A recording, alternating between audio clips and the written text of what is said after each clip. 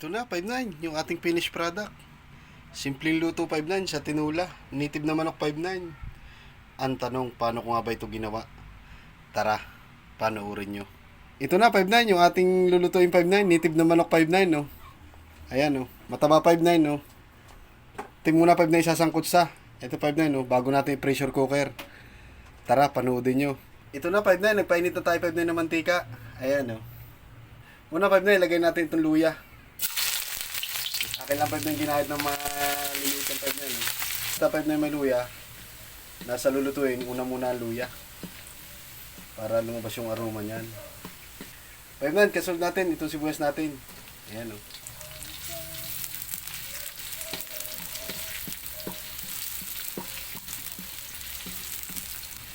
Luya at sibuyas pa lang yung 5 na yun, ang bango na.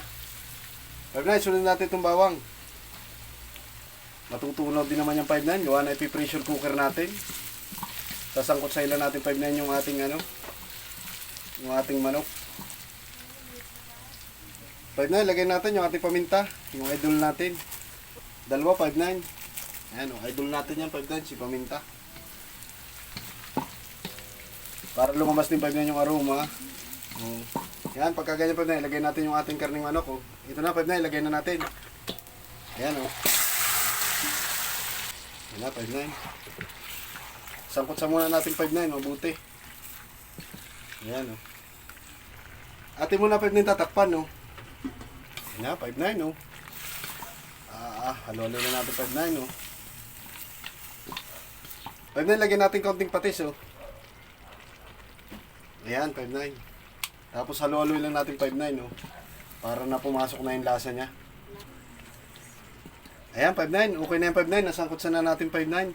Atin naman 5-9, itatransfer na sa pressure cooker 5-9. Kaya transfer natin 5-9 sa pressure cooker. Para doon na natin 5-9 palambutin. Ito na 5-9. Isalin na natin 5-9 sa pressure cooker. Lagyan naman natin 5-9 ng tubig, oh. Ayan, oh. Ayan, 5-9. Pakuluin na natin 5-9. Ito na 5-9. Pakuluin na natin 5-9. Lagay natin 5-9. Antayin na lang natin 5-9 kumulo. 30 to 45 minutes 5-9 ang pagpapakulo niyan. Yan, ito na 5-9. Check na natin. Ayan na 5-9, oh. 30 minutes ko lang ito 5-9 pilalambot. Goods na yung 5-9. Ating isali na 5-9 uli sa kawali. Kawali na tayo natin 5-9 rekaduan. Tara. Ito na 5-9. Nailagay na natin 5-9 sa kawali, oh. Sakto lang yung 5-9 niya sabaw na yan, oh. 5-9, lagyan natin 5-9 ng asin. 5-9, lagay ko na itong papaya, oh.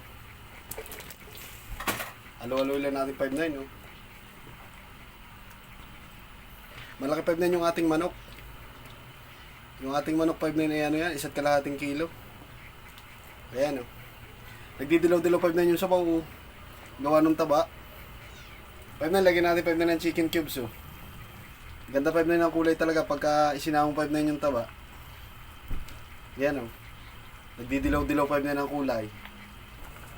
Tingnan natin 5-9 itong papaya kung malambot na. Ayun, sakto na yung 5-9, ganyan lambot.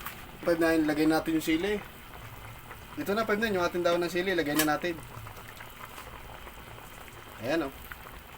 Yan 5-9 yung original na tinula. Sili at saka daon ng sili 5-9 at saka yung papaya.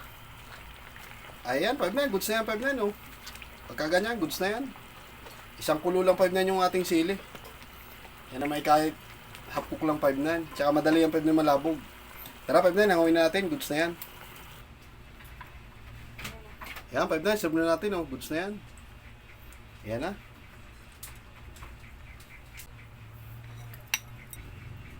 Yan na, 5-9. Ito na, 5-9, yung ating finished product. Simpleng luto ni 5-9 sa tinula. Away. Ano pa hinahantay natin 5-9?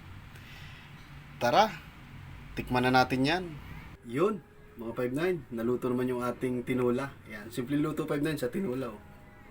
Ayan. Tara, kain tayo, pero bago ang lahat, dasal muna tayo. Tara, 5-9, tikman natin kung talagang quality ang luto ni 5-9, oh. Ayun. Sabaw, 5-9. Kaya hindi ko na 5-9 tinanggal yung taba. Kasi 5-9 yun yung magpapa, dito 5-9. Yung kulay nagdidilaw-dilaw pa 5-9. Tikman natin kung talagang quality ang luto ni 59. Oh. Papaya. Oh. Lambot 59. The best. Sabaw natin 59, no? Ita 59.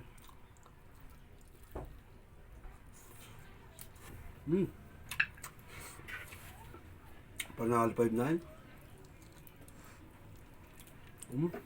So yun mga 59, natapos naman tayo 59 sa ating chicken tinola. Yan, native na manok 59. So maraming salamat 59 sa patuloy niyong pagsuporta. Pakipalo naman at pakishare na din 59 at palike na din. Yan, balaton nyo na sa akin 59. Hanggang dito lang at God bless.